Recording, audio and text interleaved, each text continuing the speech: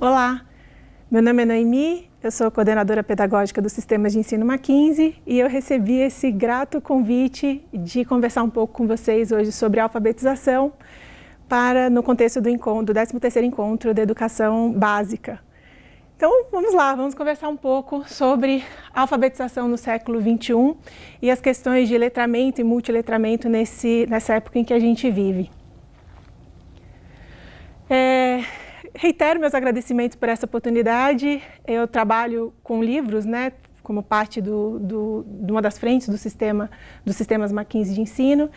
E é interessante como isso desenvolveu uma história do livro, mas depois de ter vivido tanto tempo entre as histórias que os livros contam, né? Então, é um privilégio falar sobre um pouco dessa história, mas na perspectiva do início dela, que justamente tem a ver com essa questão da alfabetização. Então, tenho muito a agradecer por essa oportunidade de conversar um pouco sobre isso com vocês. Então, quando a gente pensa assim nessa relação entre o início da história, né, do livro, da relação das pessoas com o livro, e não só com o livro, com toda a cultura que a gente faz, toda a cultura de pensamento, que isso ultrapassa o livro, por que tem a ver com a alfabetização, né? Porque tem a ver com essa questão também da herança cultural, do florescimento cultural que a gente consegue com essa semente que é a alfabetização, né? E quando a gente pensa nessa dimensão, onde que existe uma questão a ser pensada? Quando a gente fala assim, o que é uma criança letrada? A gente entende o que é uma criança letrada se isso, evidentemente, ultrapassar as questões de simplesmente uma criança que conhece as letras do alfabeto. Então, a gente tem uma questão de letramento quando a gente pensa assim, para além do alfabeto. Então, o que a criança pode fazer com as letras e o que nós, como humanidade, ao longo do tempo, fizemos com o alfabeto, né? Com essa cultura, como é que a gente desenvolveu essa cultura letrada. Então, quando a gente pensa nesse escopo, aí sim, a gente tem uma questão de letramento, né? Que é um pouco do que a gente vai conversar aqui. E aí é isso, né? Recuperando. Não é só a letra, mas é o que a gente consegue fazer com ela e conseguiu fazer com ela ao longo da história. E aí, para começar essa discussão, que vocês vão continuar depois nos grupos conversando, eu trouxe uma pré-reflexão, né, para fazermos juntos. Essa imagem é uma imagem verdadeira, foi feita por uma criança de 7 anos de idade. Ela estava já há um ano no processo de sistematização da alfabetização, mas essa criança, ela é bem próxima de mim. Ela tem uma característica especial, ela é hemiplégica. O que isso significa? Significa que ela não tem o septo que separa os dois lobos do cérebro. Então, ela não lembra que tem o lado direito do corpo.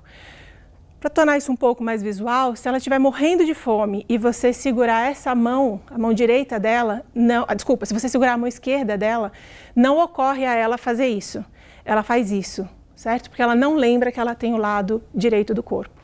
Então, vejam, desde muito pequena, essa criança faz várias iniciativas, faz fono, faz terapia ocupacional, faz toda uma série de acompanhamento, né, com N profissionais para ajudá-la nesse desenvolvimento motor e também nesse domínio, nesse desenvolvimento do lado direito do corpo.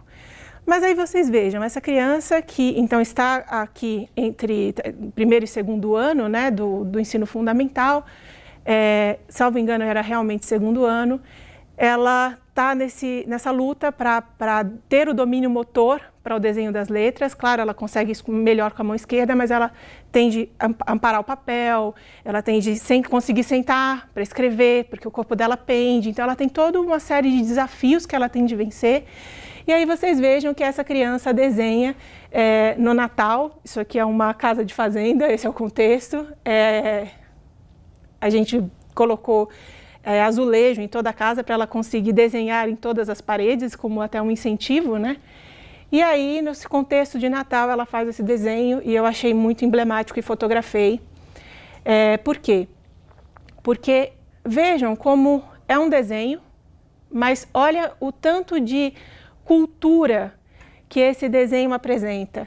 Ele é um desenho de Natal, ele é um desenho que recupera a história do nascimento de Cristo, que se deu num presépio, que os anjos apareceram, que é uma manjedoura e que tem este pai e a mãe deste bebê neste lugar e que tem uma estrela anunciando isso. Então veja, é um desenho, mas ele conta uma história, ele traz muita riqueza cultural esse desenho. E o que é interessante também desse desenho, vejam a complexidade de informações e de articulações que existem, não só nesse desenho, mas na iniciativa de fazê-lo. Mas mesmo assim, ou seja, que a gente já tem uma peça de comunicação, só que mesmo assim, ela não para de lutar para ter o domínio da escrita. Então ela já consegue esse tipo de comunicação, ela já consegue esse tipo de expressão, mas isso não a desincentiva a lutar por conseguir dominar também o alfabeto. E isso é um movimento interessante quando a gente pega também a história da linguagem, a história das várias possibilidades de comunicação. Realmente essa é uma questão interessante, porque a gente percebe que existem N maneiras de a gente expressar e comunicar pensamento. Então, você tem a expressão musical, você tem a expressão artística, você tem a expressão audiovisual, você tem tantas expressões possíveis e tantas maneiras possíveis de comunicação de pensamento. Entretanto, o que a gente percebe que os linguistas colocam e o que todo mundo reforça é a importância da língua materna. E por que isso, né? Quando a gente pensa que todos esses outros códigos, a gente consegue desenvolver, ou códigos ou linguagens, a gente consegue desenvolver muito a partir da nossa língua materna. Então, é muito importante esse que é chamado de código verbal, né? Então, e de novo, isso aproxima muito, sim, a questão dessa cultura letrada da alfabetização. Então, é bem importante a gente não deixar na discussão de pensar esses dois lados e conversarmos sobre eles, né? Essa visão da cultura letrada, lato sensu, e essa visão mais stricto sensu, né? Então, que é um pouco do que esse desenho mostra, né?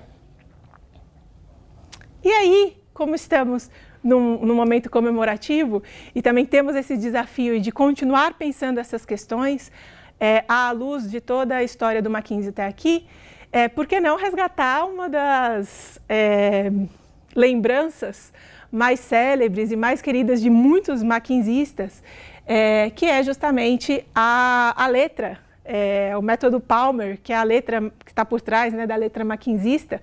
Quantas pessoas, quantas crianças foram alfabetizadas com essa caligrafia, com esse modelo de caligrafia, e até hoje se reconhecem nos bastidores, você é mackenzista, e fazem isso pela letra.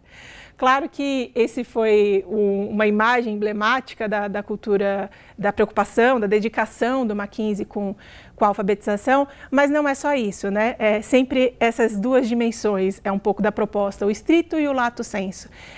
O Mackenzie não é célebre unicamente pelo método Palmer. Ele é uma imagem, ele é uma figura da preocupação com isso, com essa alfabetização, por causa do alcance que ela tem, né, da importância de você alfabetizar uma criança, né? E aí, de novo, como uma pré-reflexão da reflexão que vocês seguirão, eu trouxe uma seleção de alguns livros que mostram um pouco essa relação entre a cultura letrada nesses dois âmbitos, né, que é mais ou menos o que está sendo proposto para essa pré-reflexão desse stricto e desse lato sensu. Quando a gente pensa numa criança alfabetizada stricto sensu, a gente pensa que ela seria capaz de ler, por exemplo, um livro como esse. Esse aqui é um livro de infância, né? Seria nas prateleiras, hoje no mercado ele é considerado um livro infantil. Ele já está bastante recomendado nas rodas de leitura, então ele não é assim um clássico quando a gente pensa em clássico de curadoria, de tempo e tal, mas sim, ele já tem se mantido sim, há um tempo como uma referência, tem vários trabalhos de vários países trabalhando esse livro. E o que traz esse livro? Então, é um livro que conta a história de uma lagarta muito comilona, do Eric Carle. Eu não sei como pronuncia o nome direito dele, mas eu acho que é algo assim. Essa, inclusive, é uma edição comemorativa desse livro. E E começa aqui com uma dedicatória, né, para minha irmã Krista. E aí, então, foi editada pela Cálice. E aí começa esse livro, que conta essa história, né, que à luz da lua, um pequeno ovo descansava numa folha. E aí você tem, à luz da lua, um pequeno ovo descansando nessa folha de uma árvore, né? E aí, num domingo de manhã, o sol quente chegou e, ploc, de dentro do ovo, saiu uma lagarta magra, esfomeada. Então, o sol amanheceu todo bonito. E aí, daquele ovo, olha o que saiu. Saiu essa lagarta aqui, mas ela tá magrinha, tá com fome. E aí, logo começou a procurar comida. Ela tá com fome, começou a procurar comida. Na segunda-feira, ela comeu uma maçã. Comeu uma maçã, olha aqui o buraco que ela fez na maçã. Só que ela ainda ficou com fome. Então, ela comeu uma maçã, mas ainda ficou com fome. Na terça-feira, ela comeu 2 peras. Ó, 2 peras. Então, na segunda ela tinha comido uma maçã, mas agora na terça-feira ela comeu 2 peras. Mas ainda ficou com fome. Na terça-feira, ela comeu 3 ameixas. Desculpa, na quarta-feira, ela comeu 3 ameixas, mas ficou com fome. Então, aqui, na terça ela comeu 2 peras e na quarta ela comeu 3 ameixas. Na quinta-feira, ela comeu 4 morangos, mas ainda ficou com fome. Ó, comeu 1, 2, 3, 4 morangos. Na quinta-feira, mas na quarta ela tinha comido 3 ameixas. Na sexta-feira, ela comeu 5 laranjas, mas ainda ficou com fome. 5, 1, 2, 3, 4, 5 laranjas. Na quinta-feira ela tinha comido 4 morangos. Agora, na sexta, ela comeu 5 laranjas, mas ainda ficou com fome. No sábado, ela comeu uma fatia de bolo de chocolate, um sorvete, um pepino, um pedaço de queijo, uma rodela de salame, um pirulito, uma fatia de torta de cereja, uma salsicha, um bolinho e um pedaço de melancia. Tudo isso. Nessa noite, a lagarta teve uma grande dor de barriga. O dia seguinte era outra vez um domingo. A lagarta comeu uma saborosa folha verde e logo se sentiu muito melhor. Agora já não era uma pequena lagarta esfomeada. Era uma lagarta grande, gorducha. Olha o tamanho dela agora. Lembra como ela era bem pequenininha? Construiu à sua volta uma pequena casa chamada casulo. Ficou lá dentro por mais de 2 semanas. Depois, abriu um buraco no casulo, fez força para sair e agora era uma linda borboleta. Ok? Então, quando a gente pensa numa criança assim, uma criança alfabetizada, você pensa numa criança que consegue ler esse tipo de livro. A quantidade de texto não é muito grande, mas vocês percebam que a letra já exige, até assim, o manuseio, né? Porque é um livro que ele tem que ser lido assim, né? Ele não pode ser lido assim, senão você perde a dimensão da imagem, né? E vejam que assim, a história é simples, mas ela já tem elementos assim complexos de cultura. Primeiro, para uma criança é desafiador o entendimento da semana. Depois essa brincadeira, que é uma brincadeira, é quase um trava-pensamento, né? Que segunda é 1, terça é 2, né? Aí quarta é 3, quinta são 4, sexta são 5. Então o nome do dia e o número das frutas. Então isso não é muito simples e claro também o que está acontecendo aqui. O que está acontecendo aqui é um processo de metamorfose, né, dessa lagarta que está se transformando em uma borboleta. Então toda a etapa desse processo natural. Então vejam, ele é um livro infantil, né, mas ele já traz alguns elementos mais robustos mesmo de cultura letrada, né? Como essas informações de ciclos de animais na natureza, essa questão do que motiva o personagem, que é a fome, né? essa questão da organização do tempo, primeiro isso, depois isso, depois isso, depois isso, então já tem esses elementos. Ok, agora vejam. Em geral, quando a gente pensa numa criança alfabetizada, a gente não pensa nesse livro. Mas até que ponto esse livro não deveria conseguir ser lido por uma criança letrada, nesse sentido assim, que tem essa cultura, entende a cultura da letra, né? A cultura da cultura letrada mesmo, tudo que é possível fazer, né? De expressão. Então, esse livro é do Hervé Touvet, ele é um francês, ele tem uma série de livros assim super divertidos. Ele também é uma boa referência para o entendimento do que é um livro interativo. Ele é de papel, mas ele todo é pensado com interatividade. Então, quando a gente pensa nesse livro, é um livro, então ele faz parte dessa ele conta uma história. Qual é a história desse livro? A história desse livro é a história das linhas, certo? Que faziam esse caminho aqui, ó. Ele podia descer, pode ser uma história de uma linha que desce, mas pode também ser a história de uma linha que sobe. E aí, olha o que aconteceu. Quando ela estava subindo, mudou. Agora ela veio para cá. Agora ela desce, agora ela sobe, agora ela vem para cá, agora ela vem para cá, para cá, para cá. E agora, o que vai acontecer? Mudou de novo. Agora ele vem para cá. E aí ele desce, vem para cá, vem para cá, vem para cá. E agora, o que vai acontecer? Mudou de novo. Agora ele fez isso. Agora ele vem para cá. E o que vai acontecer agora? Mudou de novo. Ele fez assim, ó. Agora ele vem para cá, vem para cá. O que vai acontecer agora? Opa, perdão. Agora ele veio para cá. E agora ele sobe aqui. O que vai acontecer agora? Agora ele fez assim, olha. E agora, terminou? Não, agora ele pode descer. E aí você pode recontar toda a história voltando, certo? Estava aqui, e aí o que aconteceu? Fez isso. E aí o que aconteceu? E aí você faz isso aqui. Então veja, esse livro, eu até acho que esse desafio é um desafio interessante, né? Se você pega esse livro em mãos, o que você faz com esse livro? Né? Então, ele é um livro.